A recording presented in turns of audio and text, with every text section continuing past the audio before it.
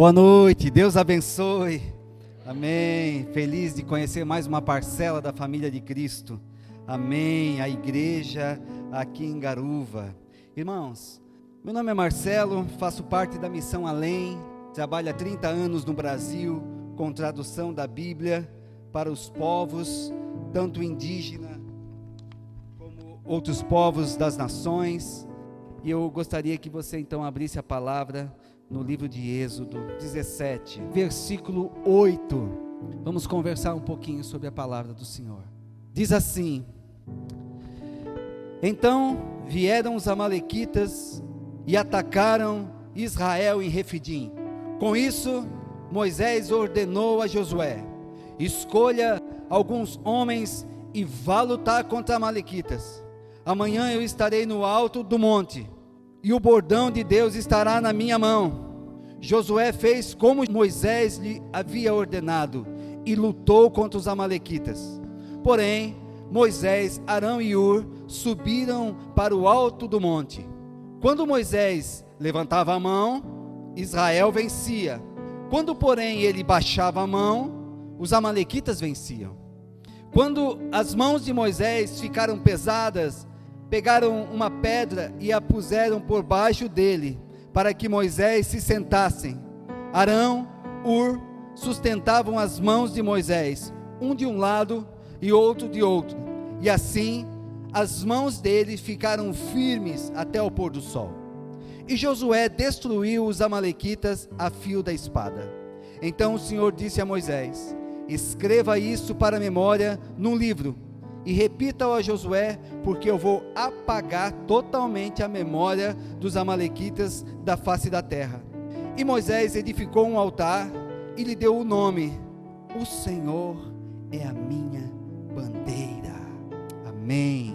Irmãos, a igreja sempre ficou maravilhada com histórias do Antigo Testamento, como Deus usou aqueles homens para a sua glória, como Deus se revelou para eles, histórias como José, o filho de Jacó, histórias de Daniel, histórias de Samuel, como ele ouviu a voz de Deus quando era criança.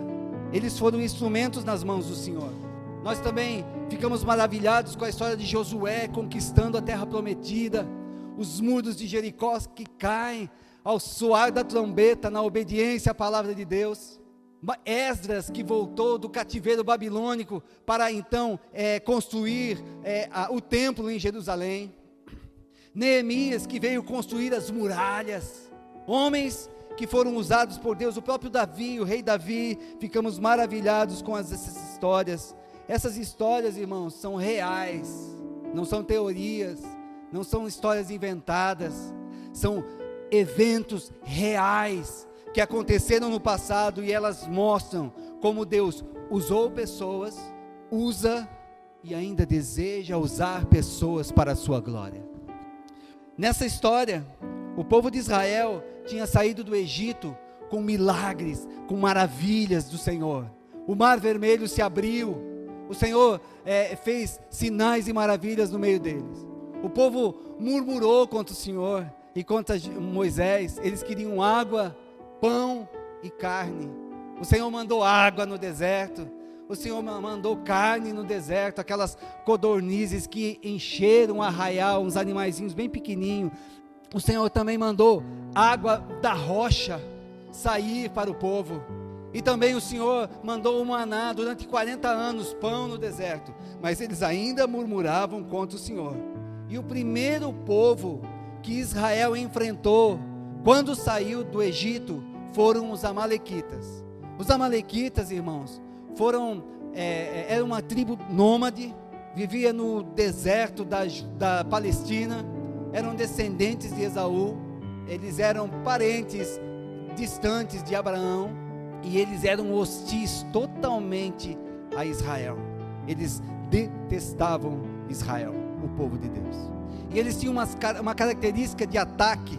Eles atacavam pelas costas, pela retaguarda. O povo de Israel caminhando em marcha para Canaã, Moisés na frente, a arca e tudo mais que eles teriam que construir, e o tabernáculo. e os amalequitas vinham para aqueles que estavam mais lá atrás, lá na retaguarda, cansado, eles vinham e atacavam primeiro eles. Assim que Moisés soube que os irmãos estavam sendo atacados, mandou Josué escolher homens para poder ir atacar os amalequitas. Isso é algo que ensina muito para nós. Quando a gente ouve que um irmão nosso está sendo atacado pelo inimigo, nós não podemos, irmãos, de maneira nenhuma cruzar nossos braços ou fingir que não é com a gente, porque é o nosso povo. Nós devemos então voltar a eles em amor, em oração intercessória e ajudar os irmãos. O irmão está passando por luta, eu sei, então é um momento de não falar, não, eu vou contar só para ti, viu? Não, só para ti. Aquele irmão está passando uma luta, eu vou contar só para ti. Não conta, sabe, irmão? Não é isso. Você está sabendo para você então dobrar seu joelho e interceder diante de Deus em favor daquele irmão. É sua função. Moisés, ele era o líder e sobre ele tinha a unção de Deus. Quando ele levantava as mãos, o povo prevalecia. Quando abaixava as mãos, o povo perdia. Arão e Hur seguravam as mãos de Moisés, eles eram a sustentação das mãos. Josué foi o fiel soldado que obedeceu a voz de Moisés para poder ir atacar, e ele lhe deu a vitória. Moisés estava intercedendo a Deus pela vitória. E o texto fala, irmãos, que as mãos, não foi as mãos de Josué que ficaram cansadas na batalha, mas foram as mãos de Moisés na oração que cansaram. E quando cansou, ele não parou não, ele sentou numa pedra, e quando não dava para sustentar mais as mãos, vieram 2 irmãos para sustentar as suas mãos, para até o final ter a vitória completa. Nós também, irmãos, quando precisamos de ajuda no ministério, na vida cristã, nós precisamos pedir ajuda. Nós não podemos ficar calados, sofrer só. Peça oração, ore, busque, mas peça oração, fale com os líderes, busque orientação, não fique só, porque nós aprendemos, irmãos, que não podemos ter esse orgulho santo. Pode deixar, eu já conheço Jesus, daqui para frente, eu e Deus. Não, irmãos, nós fazemos parte de um povo só. Eu vejo missionários no campo apanhando e quase morrendo pelo caminho, porque não pede ajuda. Nós temos a igreja, que é um corpo, e nós fazemos parte desse corpo. Amém? Nós também fazemos parte do povo de Deus. Você faz parte do povo de Deus. Você faz parte do corpo de Cristo. O Senhor lhe colocou com um dom e uma função. E é sobre isso que a gente gostaria de falar nesta noite. Ele, como o irmão leu aqui o texto de Colossenses 1,13, que ele nos transportou do império das trevas, e ele nos colocou no reino do Filho do seu amor. Ele tirou a gente das trevas, irmãos, e colocou a gente na família de Deus. E ele nos colocou agora para pertencer à igreja. E em Romanos capítulo 12, 4 e 5, é tão gostoso, sabe, irmãos, até esse folhear da Bíblia, quando a gente não tem, né, às vezes quando a gente tem, né, não, eu não vou no culto hoje, estou cansado, eu não vou no culto hoje, está frio, eu não vou no culto hoje, está quente, eu não vou no culto hoje, vou ficar um pouco mais, irmão, só sabe quem não tem. Irmãos em todo mundo amam se reunir, mas não pode às vezes reunir como nós temos a liberdade aqui no Brasil. Tem que, sabe como faz a igreja na China? Eles se reúnem num lugar secreto, e então eles vão cantar. Agora nós vamos cantar o corinho. Vamos lá, qual é o número? Tá. Então vamos cantar. Não pode sair som, irmãos, porque se o governo ouvir, eles vão ser presos. E nós podemos dizer aleluia, nós podemos dizer amém, nós te adoramos, Senhor, com toda a nossa força. Nós não podemos perder essa oportunidade. Romanos 12, 4 diz assim: porque assim como num só corpo temos muitos membros, mas nem todos os membros têm a mesma função, assim também nós, embora sejamos muitos, somos um só corpo em Cristo e membros uns dos outros. Aleluia.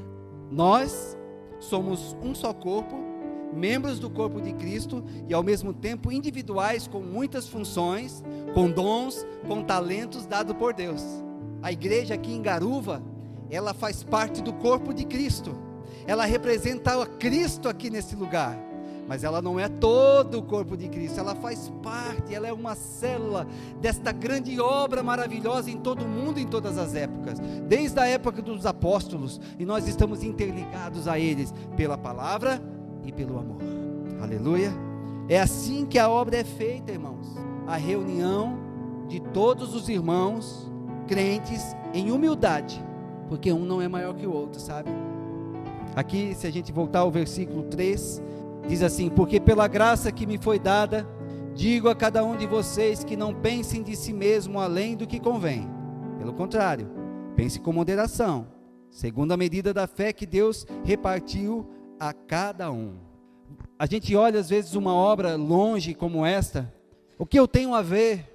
Nós temos tudo a ver, irmãos, porque nós fazemos parte de um corpo só, estamos interligados. Vocês aqui nesta igreja, vocês são a resposta de Deus para esse lugar. Vocês são a resposta de Deus para a sua família.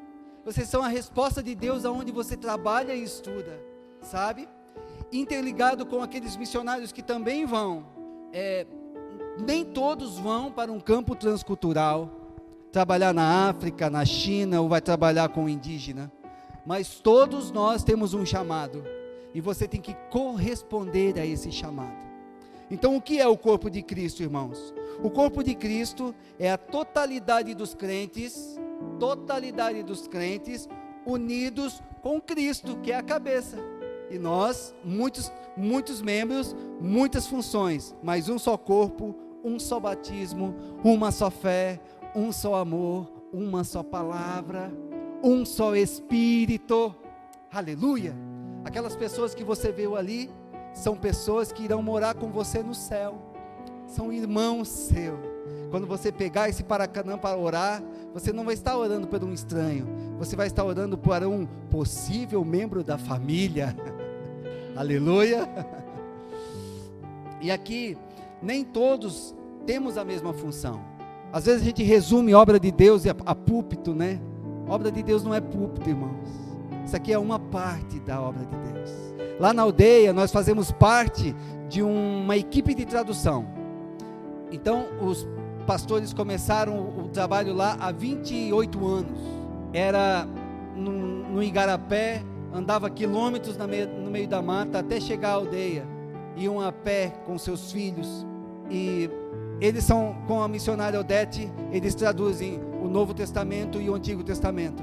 Já tem na língua o livro de Lucas, Atos dos Apóstolos, 1ª e 2ª Tessalonicenses, Tito, Timóteo, está o livro de Marcos, já feito consultoria, mas não foi entregue para o povo. O livro de Gênesis já tem na língua, já foi entregue para o povo. O livro de Êxodo, algumas partes de Ruth e Daniel. Nós não traduzimos, eu e minha esposa, mas nós fazemos a outra parte, que é o discipulado, o visitar as aldeias, eu tenho que às vezes ir para uma aldeia distante, passar 15 dias numa aldeia para discipular, né? E aqui, né, irmãos, a visão é bem bonita, assim, quando passa o rio, quando passa, e é bonito mesmo, só que não dá para saber tudo o que acontece lá, né? A aranha é do tamanho da mão, as cobras é a casa dela, e a onça é em volta, e os mosquitos parece que te carregam. É uma bênção, irmão, mas o Senhor nos capacita para guerrear contra os amalequitas. Também não foi todo o povo convocado, apenas homens que Josué escolheu. Também não foi todos que subiram a montanha, foi apenas Moisés, e Arão e Hur deram suporte. O povo de Deus era o todo, mas cada um tinha uma função. Você já perguntou para o Senhor qual é a sua função no reino? Minha função é vir no domingo, sentar e ouvir a palavra, para eu ter vitória durante a semana. Com certeza não é essa a tua função, meu irmão. Deus está te enchendo com a palavra, para que a palavra que você ouve aqui, você saia e espalhe, você saia e compartilhe. Você já perguntou para o Senhor? E essa é uma boa noite para começar a perguntar para o Senhor: Senhor, qual é a minha função no teu reino? E você pode começar a ouvir o Espírito falando fundo no seu coração. E aí você vai pensar: mas irmão, o que eu vou fazer, irmão? Aquilo que a gente nasceu para fazer para Deus, Ele já plantou dentro da gente. Todos os nossos dias foram escritos no seu livro, sem que nenhum deles ainda existisse. Como que eu vou viver esses dias? Como que eu vou viver esse plano, esse projeto de Deus para mim? Obediência. A obediência ao Senhor vai te levar ao propósito do Senhor para a tua vida. Aleluia. E aqui no livro de Coríntios, abra por favor, vamos continuar. Coríntios 12, versículo 12. Maravilha, Jesus, nós te adoramos. Diz o seguinte: porque assim como o corpo é um e tem muitos membros, e todos os membros, mesmo sendo muitos, constituem um só corpo, assim também é com respeito a Cristo. Veja o versículo 14. Porque também o corpo não é um só membro, mas muitos. Veja o versículo 15. Se o pé disser, porque não sou mão, não sou do corpo, nem por isso deixa de ser do corpo. Veja o versículo 18. Mas Deus dispôs os membros, colocando cada um deles no corpo como Ele quis. O dom e o talento que nós temos vem de Deus, e Ele simplesmente coloca em nós para que a gente cumpra aquilo que Ele já projetou para fazermos na obra. 20. O certo é que há muitos membros, mas um só corpo. 21. Os olhos não podem dizer à mão, não precisamos de você. E a cabeça não pode dizer aos pés, não preciso de vocês. Veja o 27 agora. Ora, vocês são o corpo de Cristo, e individualmente membros deste corpo. Aleluia. O mesmo Espírito que operou no louvor, irmãos, é o mesmo que opera nas missões. O mesmo Espírito que operou ali nos diaconatos, na turma que recebe o povo, é o mesmo que opera na célula, é o mesmo que opera nos grupos pequenos, nos cursos, eu sei que tem uma autoridade, é o mesmo Espírito. O mesmo Espírito que opera lá no Xingu, que opera na África, que opera na Ásia, que opera na igreja, que opera em mim, que opera em ti. Nós estamos ligados, irmãos. E qual é a diferença? Obediência. Todos temos um propósito a cumprir e com muita importância. O seu dom é importante. Irmão, eu não sei falar, eu não sei pegar no microfone, eu não sei cantar. Irmão, o pouco que você sabe de Jesus é mais do que aquele que não sabe nada. E o primeiro passo nosso é o nosso testemunho. Aquilo que Deus fez na sua vida já é a porta aberta. Em Efésios 4:7 diz assim: mas a graça foi dada a cada um de nós, segundo a medida do dom de Cristo. Por isso, subindo ao alto, Ele levou o cativeiro e distribuiu dons para os homens. Nós recebemos a medida de Cristo, e nele está toda a plenitude dos dons e talentos, dons espirituais, dons naturais. E Ele então, quando sobe ao céu, Ele então começa a distribuir em partes, para você, então para você, então para você, e para você, e Ele coloca aí dentro esse talento. Alguns aparecem mais, né, irmãos? Tem gente que aparece até demais, né? Até muito mais, e acha que ele mesmo é o corpo todo de Cristo.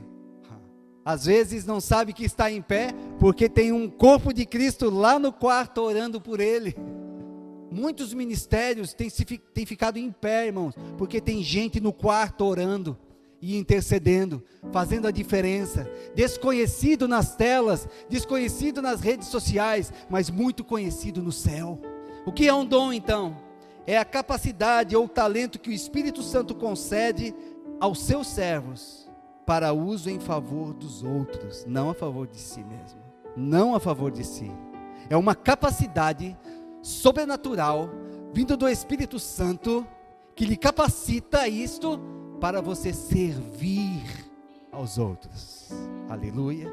Tem gente que, às vezes tem os dons da profecia, Deus usa grandemente, mas ai se falar contra ele: olha, você está falando uma coisa errada, eu vou dizer uma profecia e Deus vai lhe colocar num leito de enfermidade, usando o dom para si mesmo ou para se defender. Não é para isso não, irmãos. Nós somos cacos vazios sem o Espírito Santo trabalhando em nós. Mas se nós andarmos na luz, como Ele na luz está, nós brilharemos neste mundo de trevas. Lá no trabalho, lá na tua casa, lá na escola, aonde você for. Eu coloquei nesta noite 5 pontos sobre os dons que eu gostaria de comentar com os irmãos. E o primeiro dele é: não enterre o seu dom. Não ache que ele é desnecessário. Você recebeu do Senhor, mas você é responsável por ele. Não é o pastor que é responsável pelo seu dom, é você que é responsável. Você tem que se colocar à disposição. Estou aqui para servir. O dom é algo dado por Deus, mas você deve desenvolver. Uma vez, bem no comecinho da minha conversão, eu recebi uma palavra que eu tinha um ministério completo. Aí eu pensava: opa, é a palavra e ministrar o louvor, né? Esse é o ministério completo. Depois eu fui descobrir, irmãos, que era tudo menos isso. Era servir em toda e qualquer situação. Lá estava nós levando cesta básica para alguém que nem... Lá estava nós tocando violão no asilo. Eu navegarei. E aí os velhinhos se levantam, começam a dançar um com o outro. E é lá a gente ora. Lá está nós agora evangelizando uma pessoa no sertão. Lá está a gente servindo. E é muito interessante, tem uma história que diz: um comerciante tinha 2 amigos e ele tinha que viajar para longe. Então ele pega 2 sacos de trigo e dá para os amigos: 2 para você, 2 para você me devolver quando eu voltar. Então ele vai para uma terra distante e ele volta anos depois. Então ele vai para o amigo e pergunta: você pode me devolver aqueles 2 sacos de trigo que eu deixei com você?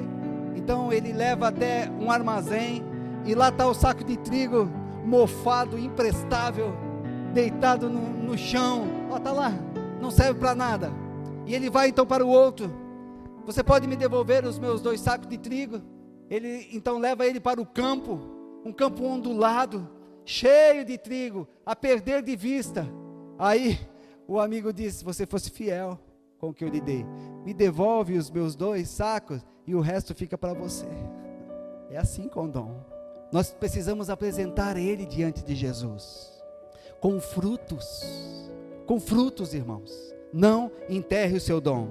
Número 2, não tenha vergonha do seu dom. 1 Coríntios 15:58 diz: portanto, meus amados irmãos, sede firmes, inabaláveis, sempre abundantes na obra do Senhor, sabendo que no Senhor o vosso trabalho não é vão. Ninguém vendo, menor que seja, escondidinho, cumprindo a sua parte no reino, irmão. A Bíblia diz que o seu trabalho não é inútil, não é fútil, não é sem proveito. O seu trabalho é muito útil e você não deve ter vergonha do seu dom. Tinha um avô de um amigo meu.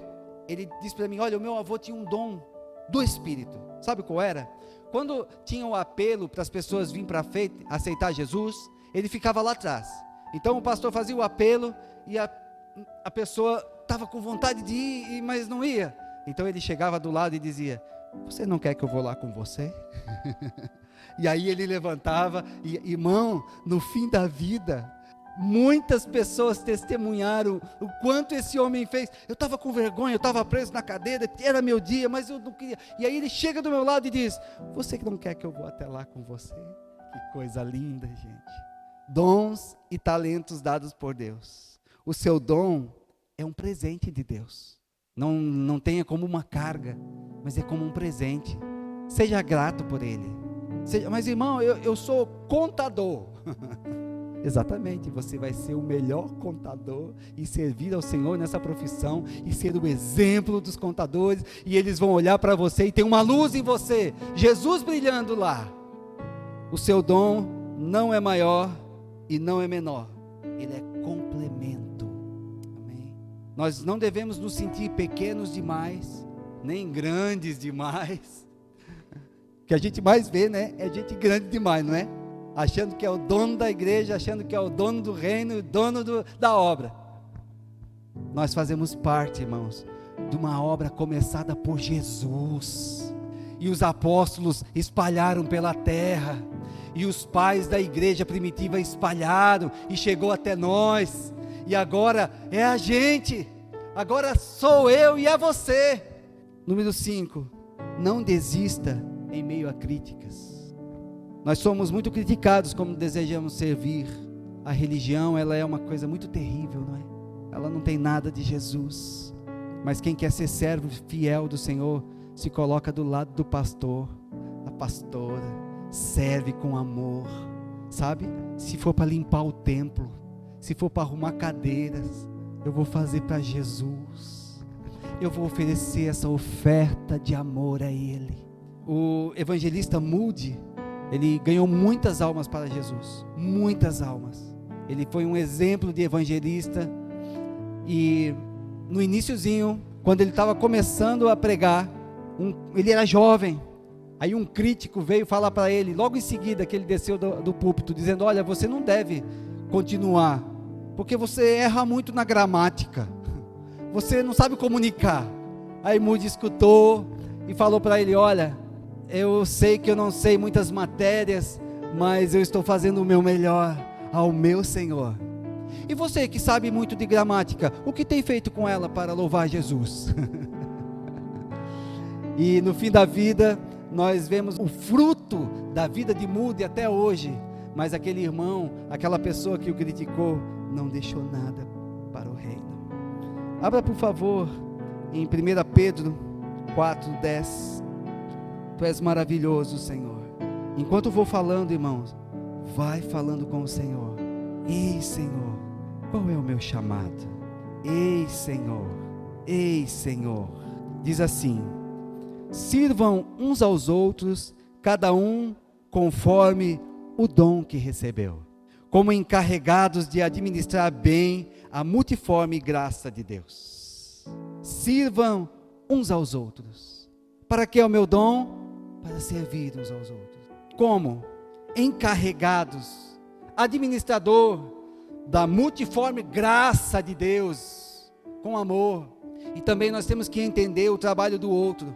Lá ao norte, nós trabalhamos com o povo Paracanã, depois tem o povo Araueté, outra língua totalmente diferente, tem o povo Assurini, totalmente diferente, aí tem o povo Arara do Pará, e o povo Arara tem uma característica impressionante: eles falam muito baixinho, muito sussurrado, porque na cultura deles, quem fala mais alto está com raiva, e a raiva é pecado no povo.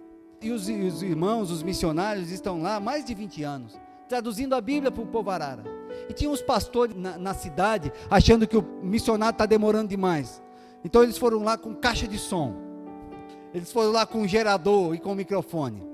E o povo Arara sentou para ouvir eles. E o povo disse: Senhor!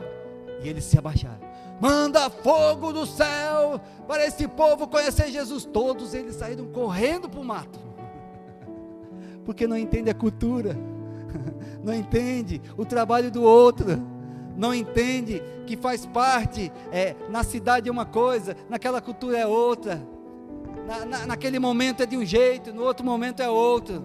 Nós precisamos entender, irmãos, que não importa a sua função no corpo, o seu dever é servir, não destruir a obra do outro.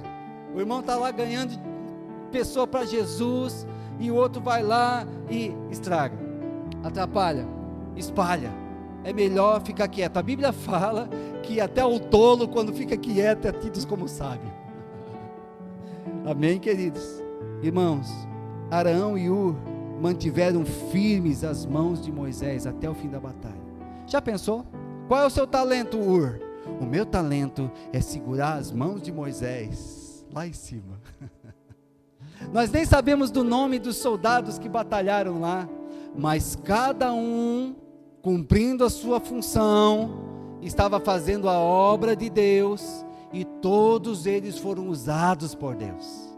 Moisés no momento de intercessão, Arão e Ur segurando as mãos, Josué lá embaixo coordenando o exército e os israelitas lutando na batalha. Nesta batalha, você também faz parte, irmão. Não fique de braço cruzado, sabendo que o Senhor lhe chamou para algo maravilhoso, que é participar da obra dele. O Senhor nosso Deus não precisa da gente para fazer a obra dele. Ele poderia ter feito tudo sozinho, pode fazer tudo esplendidamente melhor do que a gente, mas ele escolheu você, escolheu a nós, a usar como vasos na sua mão, para depois um dia, lá na glória, ainda nós recebemos galardão por uma coisa que ele poderia ter feito sozinho. Ele quer lhe usar, ele vai lhe usar, você precisa se dispor. Os intercessores precisam interceder. Estava na aldeia e minha esposa estava em João Pessoa, na Paraíba, ela é da Paraíba, eu conheci ela na aldeia, ela foi como missionária para lá e eu fui daqui para lá, e eu estava passando um período de construção lá, e uma pessoa na igreja dela disse para ela: irmã, como está teu marido? Ela disse: eu não sei, porque lá não pega telefone, não pega celular, não tem luz elétrica, não tem, irmãos, redes sociais, mas tem um telefone que funciona às vezes. E ela disse: eu não tenho nenhuma notícia dele. E a irmã disse: por quê? Porque o Senhor me incomodou a orar por ele a noite toda, vinha a imagem dele, eu queria dormir, e o Senhor me chamava. E aí minha esposa perguntou: por quê, irmã? É alguma coisa? É por causa de animal, é bicho. Ela disse: é cobra? Ela disse: não, é maior. Aí, bem, eu não tinha respondido. 2 dias depois consegui ligar para Keila, minha esposa, e ela disse que a irmã estava orando por mim. Eu disse: não aconteceu nada, graças a Deus. Só que no outro dia, eu fui atravessar o campo de futebol para chamar um moço, Tirirei, para fazer uma correção do livro de Gênesis, e quando eu estou voltando, sai 2 cachorros de uma casa. Eles têm cachorros de caça, irmãos, e lá na aldeia, cachorro é cachorro mesmo, sabe, não é dado comida, não é cuidado não, e eles saíram, irmãos, tão ferozes, de lá de dentro. Eu olhei para o chão, e eu não tinha pedra, eu não tinha pau, eu pensei, se ficar, bicho pega, se correr, come, o que eu vou fazer, meu Deus? Quando eu olhei, tinha 3, e vindo, parecia uma onça. Então quando eles chegaram perto de mim, eu fiz assim: sai. Os 3 na mesma hora abaixaram a cabeça, viraram e voltaram para casa. O poder da intercessão. Os intercessores precisam interceder, o professor precisa ensinar, o pastor precisa pastorear, e é algo natural, irmão, como um peixe precisa nadar, como um pássaro voa, natural. Você precisa cumprir o propósito de Deus na sua vida. Você será feliz, será muito feliz, se cumprir aquilo que o Senhor tem para ti. Não enterre o seu chamado, não desperdice o seu tempo aqui na terra.